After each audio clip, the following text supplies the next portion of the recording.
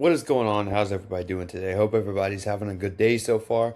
Hope everybody's having a good start to the new year. But anyways, we're here to talk some football. Some Georgia Tech football. This is my first Georgia Tech video on the channel. You're very active in the transfer portal, specifically at the quarterback position, and you have two visits lined up, and I think it's two very good fits for the Yellow Jackets, and two guys I think could come in and do a pretty good job. So we'll get into those in just a second. Before we do start, if you're a Georgia Tech fan and you are watching this for the first time, you are viewing the channel for the first time, let me know in the comments before we get into this what you would hope to do at quarterback. Who is out there that you would want to bring in at quarterback to lead this team either next year or these next few years after the departure of Haynes King. So, yeah, just let me know in the comments and we'll get straight into it. Not going to go too in depth, not going to hold you here too long, but just want to kind of give my thoughts and opinions on it, like usual. So, first one, Anthony Colandrea. So, Anthony Colandrea, I was highly impressed with him at UNLV. So, he is a MAC Player of the Year. He came in from Virginia, transferred from Virginia to UNLV. His time at Virginia was very short. He didn't have a good supporting cast around him, so it kind of led to a little bit of failure there. However, I think he's a much better player than what he showed at Virginia, and he was really showing that at UNLV. You know, he wasn't supposed to be the starter when he got to UNLV. Starting quarterback goes down. Colandrea comes in, first game of the season, starts lighting it up immediately. I tune into pretty much almost every single one of UNLV's games to watch Anthony Colandrea, and I told people after like week 2 or 3 that this kid was probably going to get another Power 4 job or another Power 4 starting job next year, and seems like that's going to happen. He just came fresh off a visit to Florida State, which I think Florida State could be fairly tough to beat out in this because obviously Colandrea is from Florida, right around the area, or not really around the Tallahassee area, but still right there in Florida. So Florida State's obviously going to be a big draw to him and his family. But if we're talking fit, so obviously Georgia Tech is in the middle of a big change. You know, you lost a lot of staff. You lost almost your whole staff. You lost a lot of the offensive staff. You lost Buster Faulkner. I think Buster Faulkner was a massive key to this Georgia Tech team, specifically the offense. And I think that's a big reason that you saw so much success out of Haynes King. Because when Haynes King was coming over from Texas A&M, I'll be honest, I wasn't the highest on him. He impressed me. He impressed me majorly with what he did in that Buster Faulkner offense. But obviously now, Buster Faulkner's gone. So I would think that the new staff will have a similar offensive system. Obviously, it's not going to be so run heavy, I wouldn't think, because Buster Faulkner kind of modeled that whole offense around what Haynes King really thrived at, which was I'm going to use my legs to extend pretty much every play that I possibly can, but if we need to beat him deep, we'll do it. Colandrea, he's a guy, he can kind of do the same thing. He's not going to use his legs quite as much as you did see Haynes King. Colandrea, he's going to throw it around. He's going to throw it all around the field. But when he needs to use his legs, the kid's got wheels. He can do it. He's very good with his legs. If you go watch some of his UNLV tape, you'll see that. He looks like one of the quicker players on the entire field when he does take off. He's good at getting outside the pocket when he needs to be. And he could throw the ball around the field. Like his pass game's really good. I would say his pass game's probably better than Haynes King's was.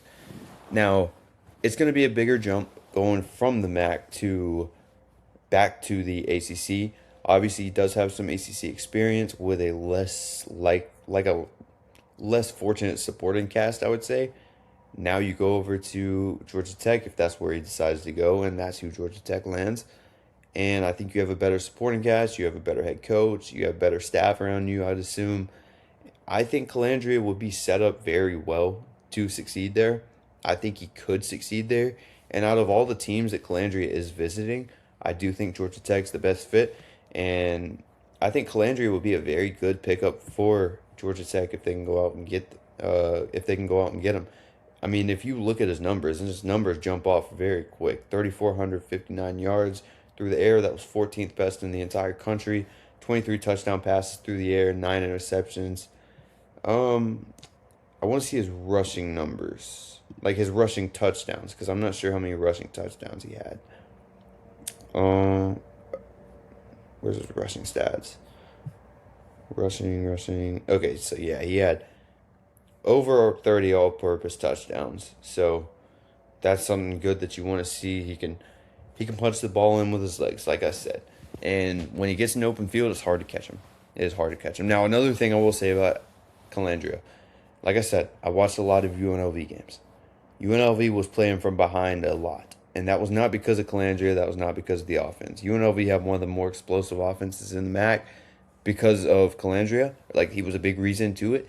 And their defense was one of the worst in the country. UNLV had one of the worst defenses in the entire country, so they were playing behind a good bit. Colandrea stepped up every single time he needed to.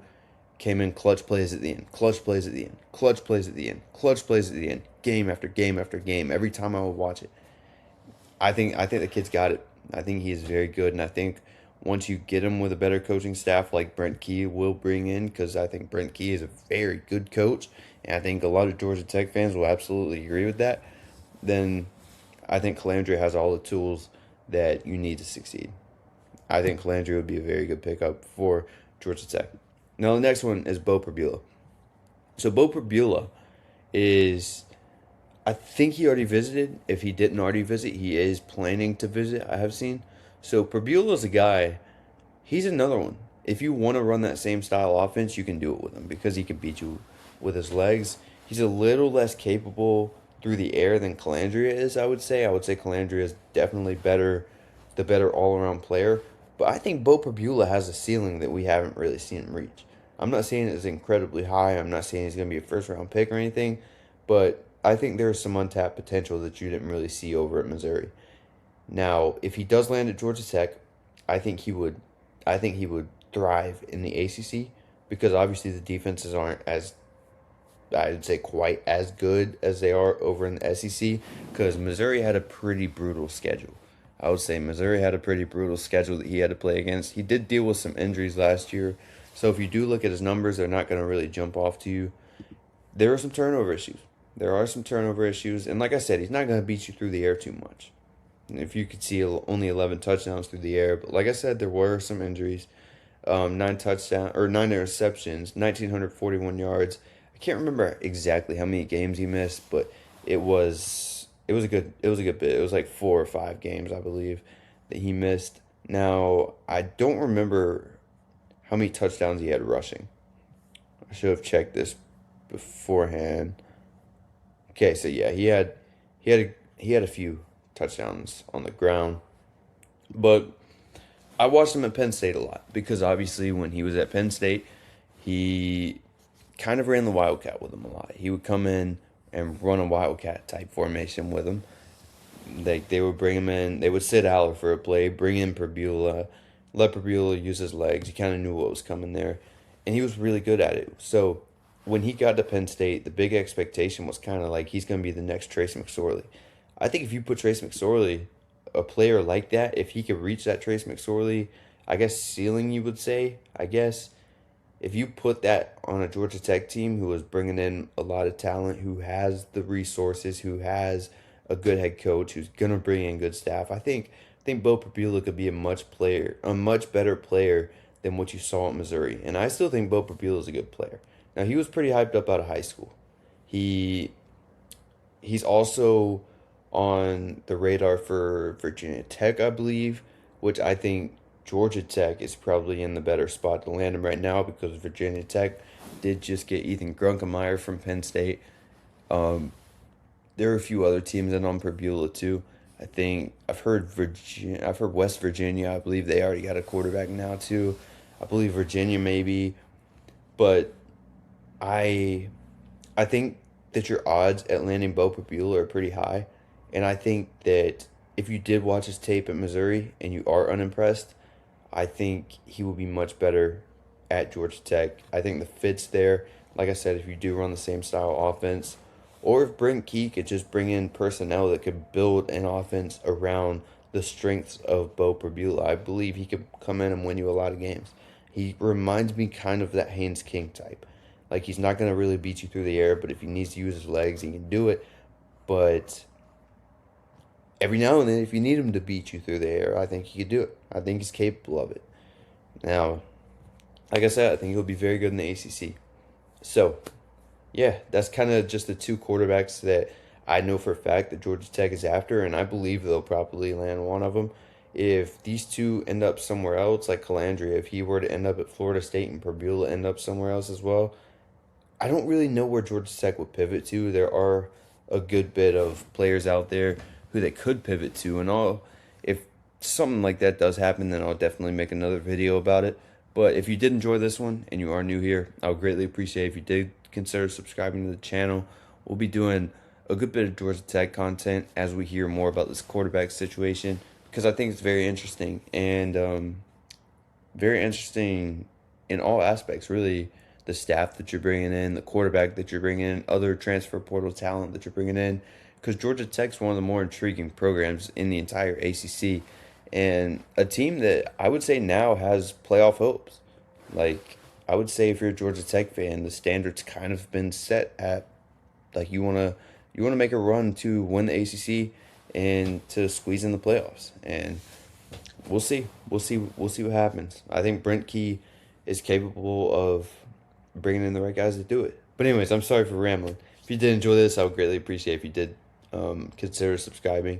Let me know in the comments what you think about the quarterbacks. Let me know who you would rather, or if there's someone else out there that isn't Colandrea or Pribula. Let me know who you will want, realistically. And yeah, that's it for this one. I'll catch you guys on the next one. Peace.